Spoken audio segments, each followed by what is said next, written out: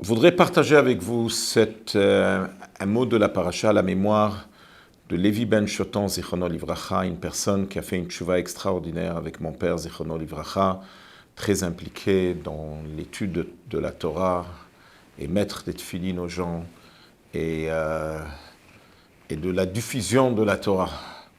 Tout son Facebook, c'était pour diffuser la Torah.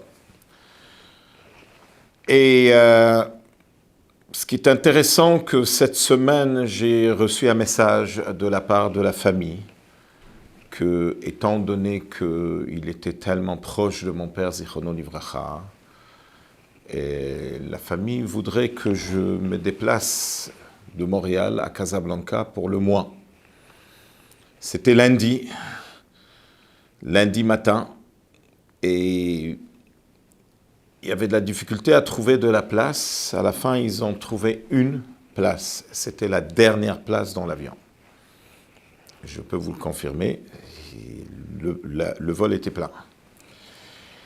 Et donc, j'ai pris le vol de lundi soir pour être présent pour mardi soir, pour le mois de Lévi ben Shotan. Et le lendemain, je suis reparti et revenu à Montréal. Et tout ça, c'est juste que vous sachiez la connexion profonde que cette personne avait avec mon père, Zichrono Livracha, que j'ai senti le besoin de se déplacer, de traverser des milliers de kilomètres aller-retour. Alors voilà, à sa mémoire, pour l'élévation de sa neshama, Yaakov et Yosef ont un grand débat. Yosef, il place ses deux enfants. S'il te plaît, papa, bénis-les.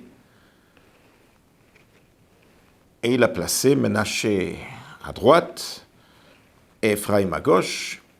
Et Yaakov Avinu, il croise les bras et il met la droite sur Ephraim et la gauche sur Menaché.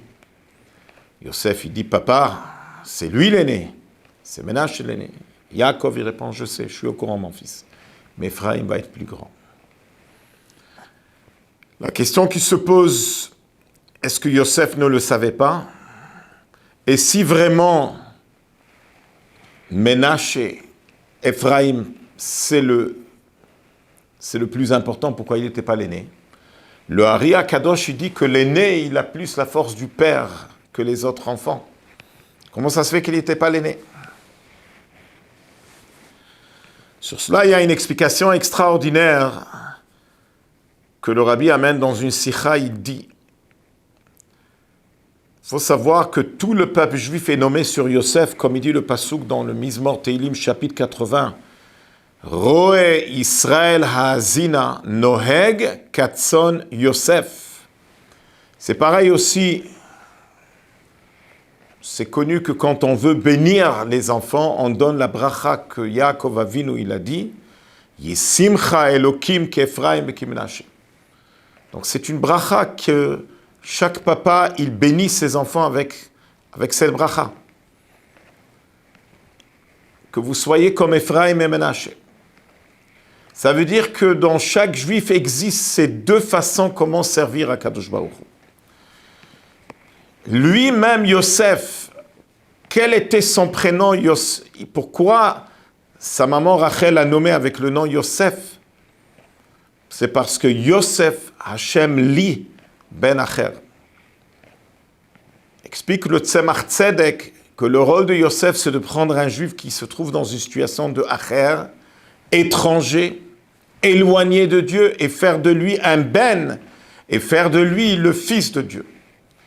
Là, on va comprendre, quand on se trouve en exil, il y a toujours ce danger qu'on va apprendre les coutumes des goyim autour de nous, qu'on va s'adapter et qu'on va oublier notre Torah. Et c'est pour cela qu'il faut constamment se rappeler. C'est pour cela que Yosef Hatzadik, quand il était seul, isolé, éloigné de sa famille, ses propres frères l'ont vendu. personne n'est au courant qu'il existe. Il est loin.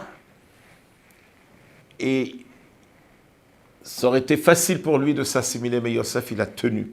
Alors il a nommé son aîné Ménaché, qui vient du mot oubli, pour ne pas oublier. Qui nachani Elokim et kol amaliv et kol bet avi, pour être connecté avec la maison de mon père. Ne pas oublier. Combien de fois on veut célébrer notre anniversaire, mais on a un calendrier hébraïque pour célébrer notre anniversaire. Pourquoi le célébrer dans la date laïque? Anniversaire de mariage, anniversaire de nos enfants. Être fier de notre calendrier, être fier de notre Torah. Ne pas, chas v'shalom, se noyer. Donc ça, c'est première étape. La deuxième étape, Ephraïm, pourquoi il a été nommé Ephraïm, qui frani Elokim be'eretz ani, que Hashem il m'a multiplié en exil. Ephraïm est plus grand que Ménaché parce que c'est pas assez de ne pas se faire influencer.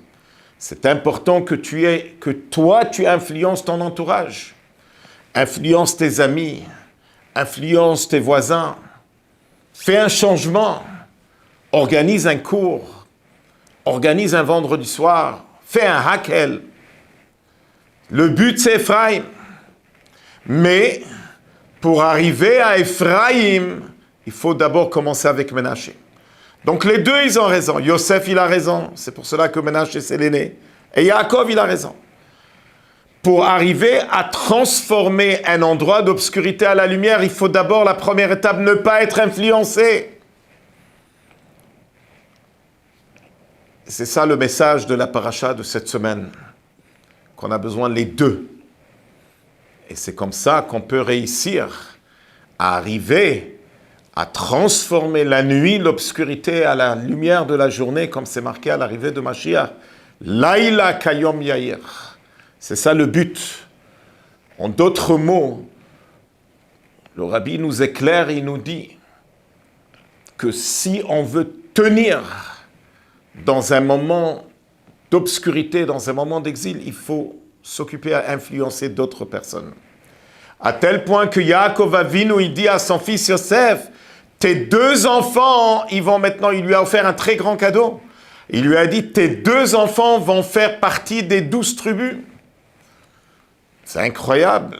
Il dit, c'est pas considéré comme des petits-enfants. Il ajoute et il dit, c'était deux enfants qui sont nés avant que j'arrive en Égypte. Pourquoi il lui ajoute cette phrase?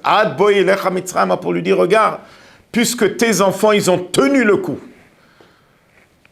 Être seul en Égypte et être fier d'être juif, eh bien, ils méritent. Et Yaakov Avinu les a fait rentrer. Parce que Yaakov Avinu, il représente le tzaddik qui est arrivé à avoir toute sa descendance des tzaddikim. Mitato shlema. Bechir shebe'avot. Shabbat shalom.